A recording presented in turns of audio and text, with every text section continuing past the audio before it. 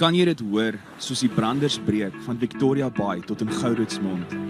Kan jy dit sien soos die son opkom en skyn oor die Outeniqua berge? Beleef jy dit?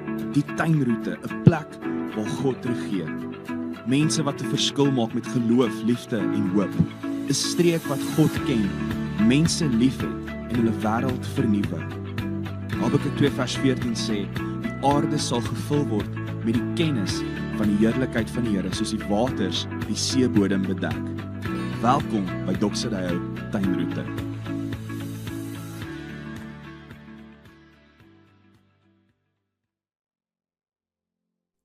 Goeiedag vriende, baie welkom by Doxydeo Tuinroete se aanlyn boodskap. As ons nog ontmoet het nie, ek is Gerard.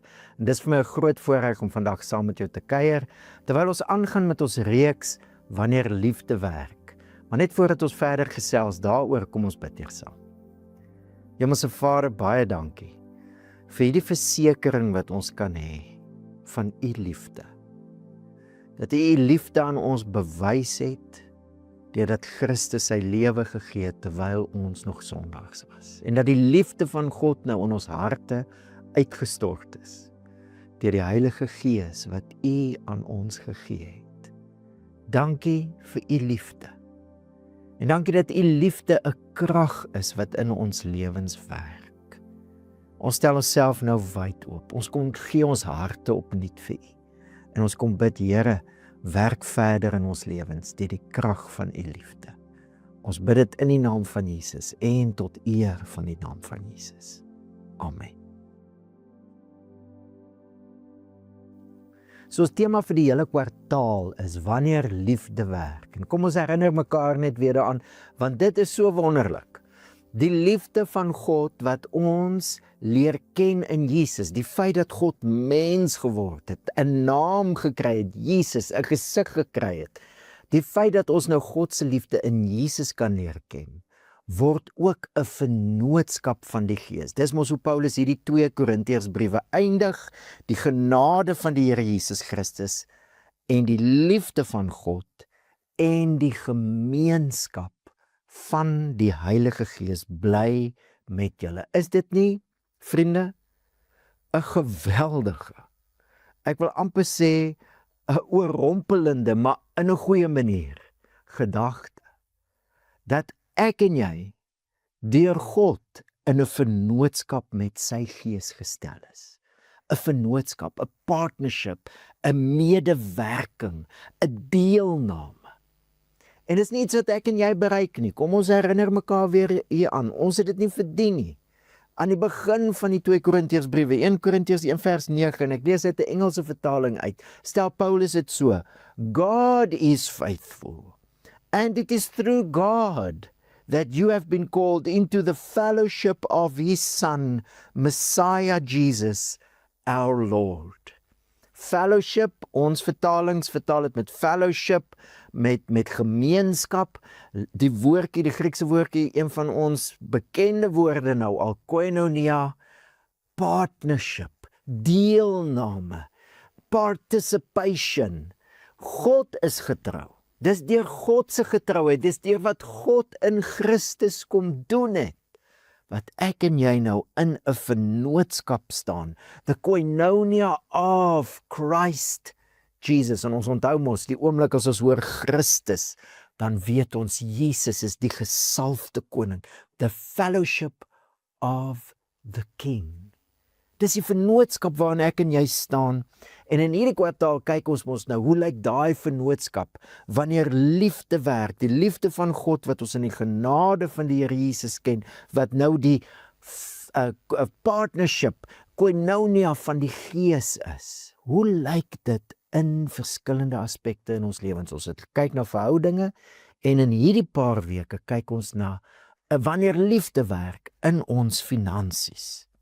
En ek wil dit graag so duidelik as wat ek kan probeer stel. Hierdie is nie 'n reeks wat ons preek omdat die gemeente iets van jou wil hê nie. Ons is in elk geval die partnership. Daar's nie 'n gemeente en hier's ek nie, dis ons. Ons is in die vennootskap van die Gees. En hierdie getroue God wie se liefde ons leer ken in Christus, wil nie iets van ons as sy gemeente hê nie, hy wil iets vir ons hê en vir die wêreld, en daarom roep hy ons en gaan hy in 'n vennootskap in met ons, ook wat ons finansies betref.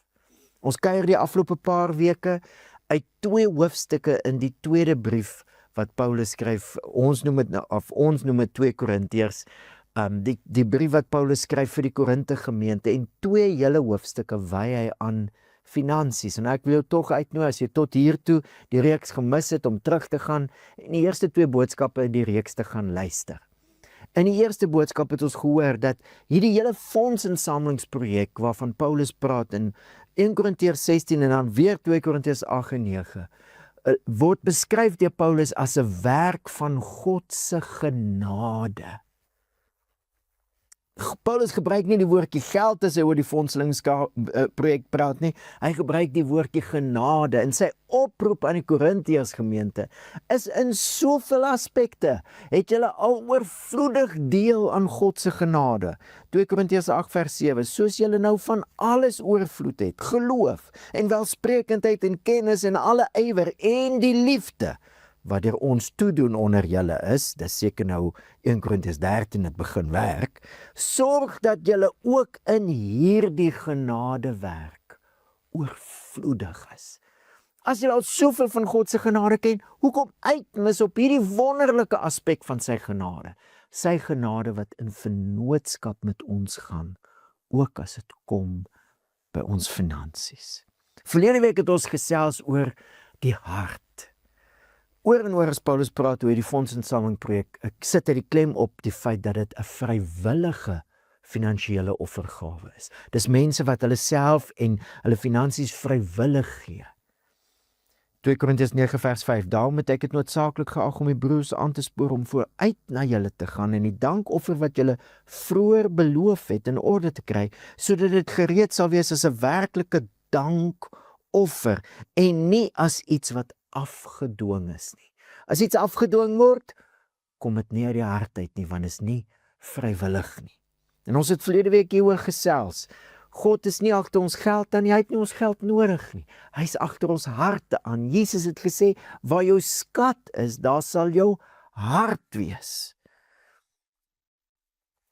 En ek en jy word opgeroep om deur ons finansiële vennootskap met God so te gee, dat ons harte al hoe meer gevorm word deur sy vrygewige liefde.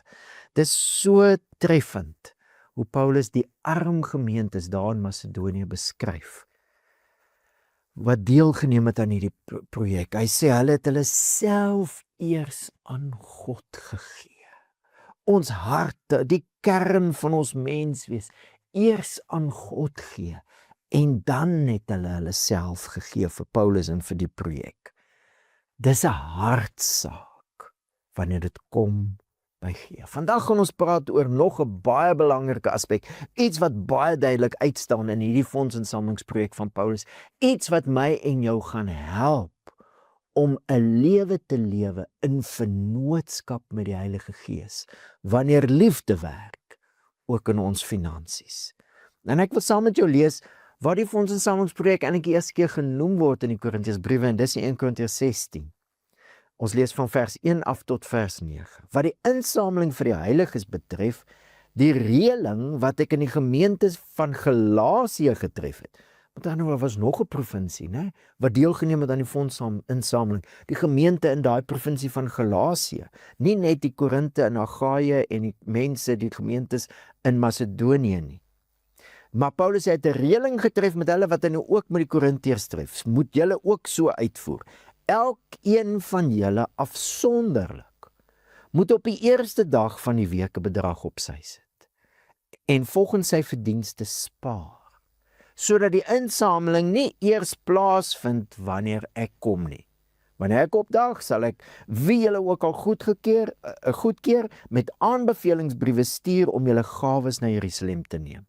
Indien dit die moeite werd is dat ek ook gaan, kan hulle my vergesel. Ek sal na julle kom as ek deur Macedonië gereis het, want ek gaan deur Macedonië reis. Dis mos nou waar die arm gemeentes is, waarvan Paulus in 2 Korintiërs skryf. Moontlik sal ek 'n tyd by julle oorbly, of selfs oorwinter, sodat julle my kan voorthelp waarin ek ook al mag gaan. Want ek wil nie nou net in die verbygaan julle sien nie. Ek hoop immers om 'n tyd lank by julle te bly, indien die Here dit toelaat. Ek sal egter tot Pinkster in Efese bly, want 'n deur het groot en kragtig vir my oopgegaan, hoewel daar baie teenstanders is. Dis vir my altyd interessant hoe Paulus teenstand gesien het. Ons dink teenstand, waar het ek verkeerd gegaan? Waar is daar fout? Waar het ek 'n deur oopgemaak? Al daai goeters. Paulus, nee, hy dink heel anders. Teenstand is deel van wat gebeur as die Here 'n deur oopmaak. So hy het hierdie projek al lankal in die gang gesit en ongeveer 'n jaar later. Die projek het mos nou stilgestaan as gevolg van die gemeente wat eintlik Paulus se leierskap verwerp het. Nou lyk dit of die verhouding begin herstel. 'n jaar later of langer skryf Paulus weer oor dieselfde projek in 2 Korintiërs 8 en 9 en ons lees net vers 10 en 11 in hoofstuk 8. En ek gee my mening hieroor, want dit strek julle tot voordeel. Julle wat reeds 'n jaar gelede begin het, om dit nie net te doen nie, maar dit ook te wil doen. Voltooi dan nou ook die taak, sodat net soos julle bereidwillig was om dit te wil doen, julle ook bereidwillig sal wees om dit te voltooi uit wat julle het. Want as daar bereidwilligheid is dit aanneemlik volgens wat 'n mens het, nie volgens wat jy nie het nie. So Paulus stel nou weer die draadjies op van hierdie projek en hy moedig hulle aan om nie net te wil nie, maar om die projek te voltooi. En wat my opval in die eerste skrifgedeelte en in die tweede skrifgedeelte, is die beplanning wat dit geverg het. Orals is daar beplanning. Ek wil dink gou so 'n bietjie. Hy sê elkeen moet op sy eie 'n bedrag op sy sit. As hy in 2 Korintiërs 9 hieroor skryf, dan sê hy elkeen moet gee wat hy in sy hart voorgenem het. So daar was 'n besluit. Jy moes gaan dink en jy moes besluit. Op die eerste dag van die week moes jy 'n bedrag eenkant sit en dit spaar, sodat dit kon gaan vir hierdie dankoffer. Dink gou so 'n bietjie saam. Meeste van die mense het 10-10-1 daaglikse lone gekry. So die eerste dag van 'n nuwe week, kyk jy nie in die eerste plek oor, hoe gaan ek hierdie week, how am I going to make ends meet nie. Nee, in die eerste ding wat ek doen op die eerste dag is ek sit 'n bedrag uit. So ek moes natuurlik die hele vorige week aan die dag gedink het. Wat gaan ek bespaar? Dis 'n dink en 'n beplan. Dink aan al die beplanning wat ingegaan het met die vervoerreëlings, né? Ek bedoel, hulle moes nou daai som geld wat die Korinte gemeente en die Macedonië gemeente en die Galasiërs gemeentes, hulle moes dit omskakel in seker muntstukke of talente wat hulle moes vasbind om mense se lywe. Mense moes hulle self bereidwillig verklaar. Daar moes aanbevelingsbriewe geskryf word vir hierdie mense, sodat niemand iemand kan blameer nie. Jy weet mos, as dit kom by geld, dis 'n sensitiewe ding. En Paulus skryf nogal, hy sê as hy oor hierdie aangeleenthede skryf, 2 Korintiërs 8 sê hy, want ons is bedag op wat reg is, nie net voor die Here nie, maar ook voor mense. Bedag, deurdink, ons het dinge deurdink. Hierdie is goed voor die Here en dit gaan goed wees voor mense, as ons hierdie ding so doen. Deeglike beplanning en die uitvoering van daai planne. Sien dit selfs in Paulus se reisplanne. Natuurlik werk planne nie altyd uit soos wat 'n mens hoop nie. Dit lees ons ook van in 2 Korintiërs. Paulus het sy planne 'n bietjie uitgestel omdat die verhouding tussen hom en die gemeente nie lekker was nie van hulle kant af. Dinge werk nie altyd uit nie. Maar jy moet beplan. En vriende, dit is vir my so anders as ek dink aan hoe ons baie keer dink oor gee. Vir meeste mense klink dit vir my, en ek sien dit baie keer in my eie lewe, is gee iets spontaan, in die oomblik. Baie keer as iemand vra, baie keer emosioneel. Nie beplan nie, in die oomblik. Baie keer is dit uit wat ek oor het. Sorry, ek kan nie nou help nie, want ek het niks oor nie. Nie beplan nie. Baie keer is dit nie 'n manier van lewe nie, want dit het nog nie oorgegaan in iets wat ek beplan en bestuur nie. Om te gee. 'n Plan om te gee en 'n hou by daai plan. Dit laat my sommer 'n bietjie dink ook aan ander vooropgestelde idees wat ek baie keer hoor as ek hoor hoe mense praat oor gee. Ek hoor baie keer, ja, dis mense wat oorvloed het wat kan gee. Dis die ryk mense wat kan gee. Nou kom ek sê sommer vir jou reguit, my ondervinding is presies wat Paulus hier skryf. Dis baie keer die mense wat amper nie eers iets het nie, wat oorvloedig is in wat hulle gee. En baie keer is dit ook 'n blokkade in mense se koppe. Ja, maar ek het nie baie nie, so wat ek het om te gee is baie min, en die bietjie gaan nie 'n verskil maak nie. En ek dink dis waar ons verkeerd dink. Onthou, as ons gee, is dit 'n vennootskap met God. God kan met 'n bietjie baie doen. Ons het baie sulke stories. Dit is baie interessant, nee, hoe Markus skryf dat Jesus op 'n stadium, Markus 12 vers 41 tot 44, dat Jesus gekyk het wat mense in die skatkis gooi daar by die tempel. Dit bly vir my vreemd dat Jesus daarin belangstel. Selfs Jesus wat met ons praat oor waar ons skatte is, sal ons harte wees. En dan kom 'n arm vroutjie wat 'n penning ingooi. Nou, kan jy sien wat ek hier hou? Ek hou niks nie. Maar dit is amper hoe dit sou lyk wat sy gegee het. Jy sal dit amper nie eens gesien het nie.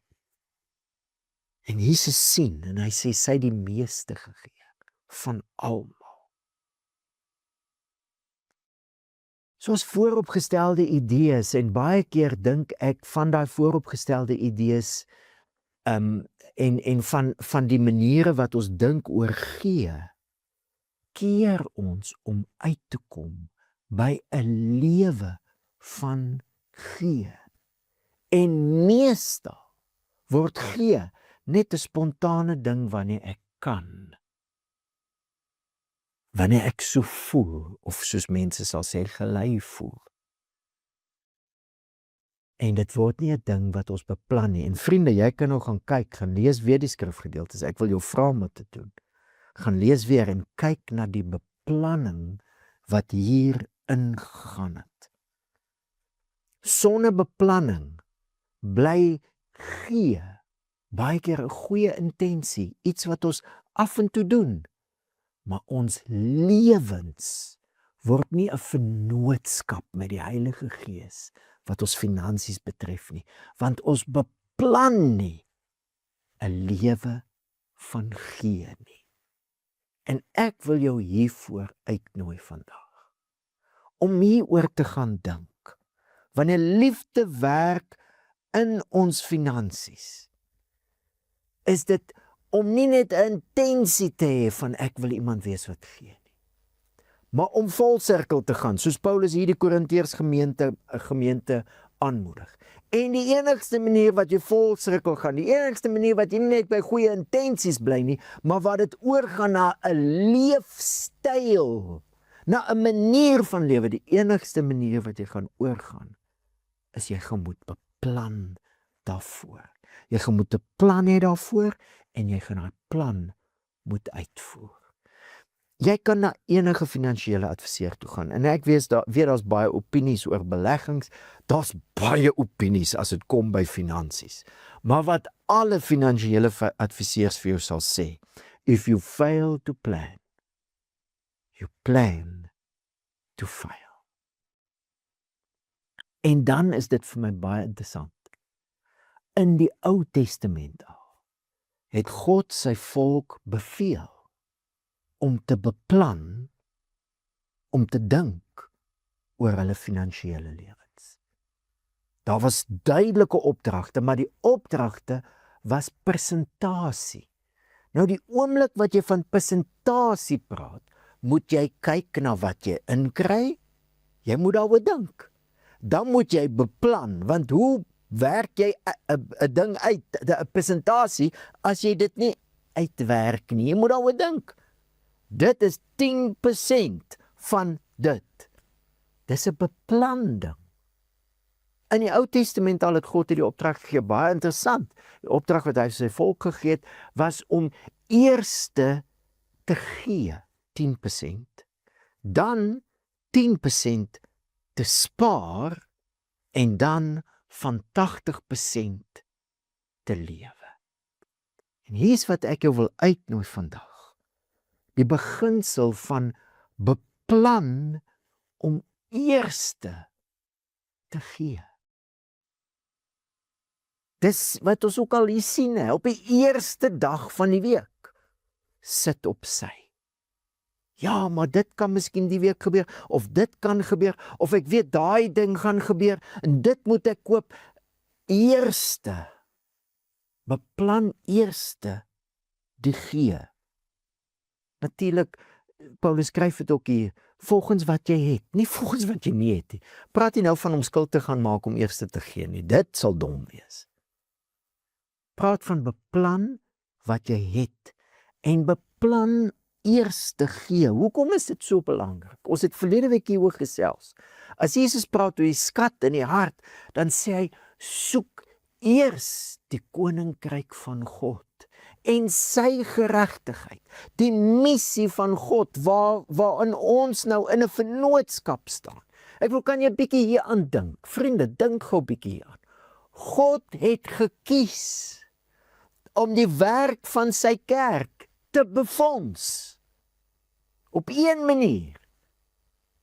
God, hy besit alles. Alles is syne. God het gekies om die werk van sy kerk, sy koinonia, sy vennootskap op een manier te befonds. En dis deur mense wat gee. Dis hoekom ons vandag hier is, as 'n Doxa tuinroete. Dis hoekom die kerk van Jesus vandag reg oor die wêreld gemeentes plant en mense lei, dit word alles befonds op een manier. Dis deur mense wat gee. God het gekies om ons sy vennote te maak, ook in ons finansies vir sy werk. En Jesus sê, soek eers die koninkryk van God en sy geregtigheid. En dis wat ek jou wil uitnooi. Ek wil jou uitnooi tot 'n beplanning en 'n uitvoering waar jy eerste beplan om te gee. En dan eerste gee. Soek eers die koninkryk van God en sy geregtigheid. As ek kyk na die bietjie ondervinding wat ek het met mense en begrotings, dan lyk dit vir my begrotings loop gewoonlik anderste om. Gewoonlik eerste skuld, en dis goed om jou skuld te probeer afwerk, maar gewoonlik eerste skuld en spandeer, miskien spaar, en dan, as daar iets oor is, gee. En ek wil jou net uitnooi om te hoor, wat is eerste? Is eerste ek, want dis hoekom ek baie keer skuld gemaak het, ek of my gesin. Eerste ek, dis hoekom ek spandeer, of my gesin. Eerste ek, my gesin, dis hoekom ek spaar. Laaste, ander. En daai tipe beplanning en daai tipe finansiële lewe is mos nou natuurlik presies die teenoorgestelde as soek eers die koninkryk van God en sy geregtigheid, en al die ander dinge sal vir jou bygevoeg word. En daarom wil ek jou uitnooi. Ek wil jou uitnooi om hieroor te besin. Hoe lyk jou finansiële plan? En in ons kampusse bied ons nou kursusse aan vir mense om te help om 'n finansiële plan te lê. Wat is die detail van jou finansiële plan? En wat prioritiseer jy in jou finansies? Dit gaan nie van self gebeur nie. 'n Plan en die uitvoering van 'n plan gaan nie van self gebeur nie. Dit moet intentioneel beplan word en dan gaan daai beplanning intentioneel uitgevoer moet word. Anders bly ons by goeie intensies. En dis waaroor hierdie gedeelte in hoofstuk 8 gaan wat ons gelees het. Daar's 'n bereidwilligheid. Daar's 'n gewilligheid in jou om iemand te wees wat finansiëel deel is van die vennootskap van God se koninkryk. Deelneem, jy's klaar deel. Deelneem aan die vennootskap. Daai lewe leer lewe. As klaar die gewilligheid. God het dit 10-10-1 klaar in jou gewerk. Maar hoe gaan daai intensie nou 'n manier van lewe word? Jy gaan dit moet beplan. En dan gaan jy jou plan moet bestuur. En ek wil uitnooi, vriende, een van die vrug van die Gees, die liefde vrug van die Gees, een van die aspekte van daai vrug is selfbeheersing. As dinge van self gebeur het, sou ons nie selfbeheersing nodig gehad het. Dit gaan dissipline vat, maar dis die punt. Hierdie hele uitnodiging is 'n vennootskap van die Gees. Bid daaroor. Vra dat die Heilige Gees wat klaar die goeie wil in jou gesit het, jou nou help om hierdie wil te begin uitvoer. Vra dat hy jou help om hieroor te dink en dan gaan sit jy en beplan. En as jy dit saam met jou gesin kan doen, nog beter, gaan sit en beplan hoe jy wat jou finansies betref, God se koninkryk eerste kan sit. Bid daaroor. Dis 'n vennootskap met die Gees.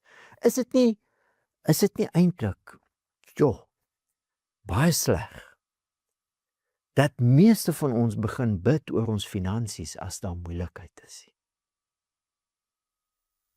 Baie van ons, wanneer die pop op die venster stryk, dan roep ons die Here aan en dan soek ons sy vennootskap. En ek sê nie dis verkeerd nie.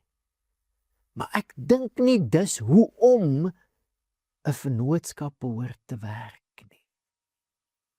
Die Heilige Gees het jou deel gemaak. God het jou gekies om saam met jou te werk vir sy koninkryk. Jy's deel van die gemeente. Die gemeente deur wie God hierdie wêreld wil vul met sy heerlikheid. En deel van daai vennootskap is ook ons finansies. Vra die Heilige Gees om jou te lei. Bid daaroor. En ek weet vir party van ons is daar eintlik 'n onregverdige voordeel. Party van ons het so groot geword. Hoe het iemand gesê, waardes word nie geleer nie, dit smeer af. Dis hoe dit vir my was. Ek het nie geleer omdat iemand vir my gesê het jy moet nie. Ek het dit gesien by my ouers. Eerste die koninkryk van God. Hoe? Persentasie. Ons het geglo, ons gee 10de van ons inkomste. Gee ons eerste. En daai manier van lewe het ek net mee aangegaan, want dit is vir my hoe die lewe is, saam met die Here. Ek besef, vir baie van ons is dit nie so nie. En dan het jy nou geleentheid om 'n eerste tree te gee. Hoe lyk daai eerste tree? Ek wil jou uitnooi om hieroor te dink. Die liefde van God is nou ook die gemeenskap van die Heilige Gees. En jy kan nou ook, soos Paulus vir die Korintiërs gemeente sê, oorvloedig word in hierdie genadewerk. Maar het jy gesien wat sê Paulus daar? Sorg daarvoor. Julle moet sorg daarvoor. Ek en jy moet sorg hiervoor. Ons moet die verantwoordelikheid opneem. Ons is in hierdie vennootskap van die Heilige Gees. En verantwoordbaarheid en help baie keer in verantwoordelikheid. As jy saam met jou gesin kan sit, hê die gesprek. Hoe kan ons 'n eerste tree gee? En beplan dan daarvoor. Wat kan ons eerste gee? En ek wil jou uitnooi om te dink aan persentasie. Besluit op 'n persentasie wat jy kan gee eerste om deel te neem aan die koninkryk van God. En begin dit dan uitvoer. Ek wil jou uitnooi, as jy dit nog nie doen nie, doen dit vir 2 maande lank. Baie belangrik, terwyl ons nou gesels en terwyl jy dit doen, elke maand, as jy nou moet die persentasie gee, kyk wat is in jou hart. Miskien is daar vrese. Dit is een van die dinge van geld, vriende. Geld wil vir ons waarborge gee, wat eintlik net God kan gee. Waarborge van sekuriteit, van ware geluk, waarborge van die toekoms. Ons vertroue is nie in geld nie, maar partykeer wanneer ons begin gee, wanneer ons besluite neem oor gee en dit dan begin uitvoer, dan kom ons agter wat in ons harte is. En onthou, God is getrou. Hy skryf ons nie af nie, hy het ons ingeskryf en hy wil ons harte al hoe meer in die hande kry en vorm na sy hart. Vriende, kom ek sê dit sommer nou net weer reguit, ons het dit laasweek ook gesê. Jy het nodig om beplant te gee. Jy het nodig om 'n lewe van gee te kweek, te kultiveer en te groei daarin. Jy het dit nodig, want wanneer jy eerste gee, raak jou hart al hoe meer vry van die versoekinge van hierdie wêreld, wat vir jou wil sê, bietjie meer van dit, bietjie meer van dit. Jy weet mos, as dit kom by ons harte, is dit net soos ons ma. Hoe meer ons harte voed met 'n sekuriteit in besittings, in wat ek het, hoe meer ek my hart daarmee voed, hoe meer gaan my hart 'n aptyt vir dit ontwikkel. Maar hoe meer ek eerste gee, hoe meer word my hart vry, dat my lewe nie gedefinieer word. My beheerkamer hier binne word nie gekontrol deur eksterne dinge, deur die besittings en die rykdom van die wêreld nie. Ek en jy het nodig. En God het vir ons gekies en ons deel gemaak van hierdie vennootskap. Ek wil jou vra, omtrent tussen 20 en 30% van ons kampusse is mense wat reeds gereeld gee. Ek wil jou vra, jy wat reeds gee, wil jy nie saam met ons bid vir ons ander vennote nie, dat die Here in hulle harte sal werk en dat die Heilige Gees hulle in staat sal stel om 'n finansiële plan op te trek en dit te bestuur, dat die koninkryk eerste gestel word. En natuurlik is daar van ons vennote wat nou in 'n situasie is waar hulle nie kan persentasie gee nie. Waar hulle finansiële situasie net so is, en baie van ons weet hoe dit is. Kom ons bid ook, dat God wat ryk is, om te voorsien, hy wat saad gee, hy wat brood gee, hy wat oorvloedig gee, sodat ons ook kan hê om volop te gee, dat God in ons vennote se lewens sal werk, en op watter maniere ook al, maar dat terwyl hulle in daai situasie is, dat hulle al klaar die besluit sal neem. Sodra ek kan begin, gaan dit my manier wees. Ek gaan die koninkryk eerste stel. Vriende, miskien het jy dit ook al agtergekom, en Doxadayo is ons ook nogal sensitief as dit kom by geld, en dit net vanweë die konteks. Geld is baie keer so misbruik deur mense wat die evangelie verkondig het om hulle self te verryk.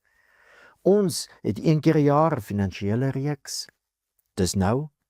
Dan het ons 2 keer 'n jaar terugvoersessies vir ons vennote oor ons finansiële situasie. Ons praat nie baie oor geld nie. Iemand sê in die week, ja, maar julle het seker genoeg, want julle praat nie baie oor geld nie. Maar hier is die punt, ons praat nie baie oor geld nie, want ons wil nie mense moet gee uit emosionele opsweep in die oomblik nie. Ons wil die mense moet ontdek hierdie lewe van vennootskap met die Here, ook in ons finansies. Ons wil die mense moet ontdek dat God nie iets van ons wil hê nie. Ons wil hê mense moet ontdek die genade van God wat aan die werk is, saam met ons, en dat selfs ons finansies deel kan neem aan die vestiging van sy koninkryk. En natuurlik, in ons as 'n Doxodeo konteks, ons bedien ryk mense en arm mense. Baie van ons mense is gewoond aan sekere standaarde as dit kom by geboue, as dit kom by belewennisse, as dit kom by die omgewings waar ons saamkom. Baie van ons mense wil nie onder 'n boom by mekaar kom nie. Baie mense in ons omgewing wat ons wil bereik met die evangelie, gaan ons nie op 'n ander manier bereik nie. En daarom wil ek jou uitnooi, elke keer as ons in ons familie praat van 'n gemeenteplanting, elke keer as ons praat van betrokkenheid in ons omgewing, dis die motief. Ons geen ander motief as die evangelie wat nog mense wil trek in 'n vennootskap in, sodat hierdie wêreld kan weet, Jesus is die Here.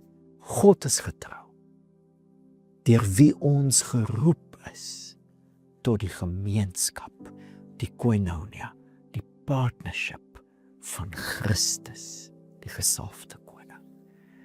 Ek wil saam met jou bid, en ek wil saam met jou die Here vertrou, as jy nog nie iemand is wat presentasie gee as 'n manier van lewe geleer het nie, wil ek saam met jou bid hieroor. Dit is net een manier wat jy dit leer. Dis soos bid. Mens leer bid deur te bid, jy leer gee deur te gee. Ek wil saam met jou bid. Hemelse Vader, dankie. Dankie vir die voorreg wat ons het om in elke faset van ons lewens geroep te wees tot 'n vennootskap met U, met Christus die Koning, vennootskap van die Heilige Gees.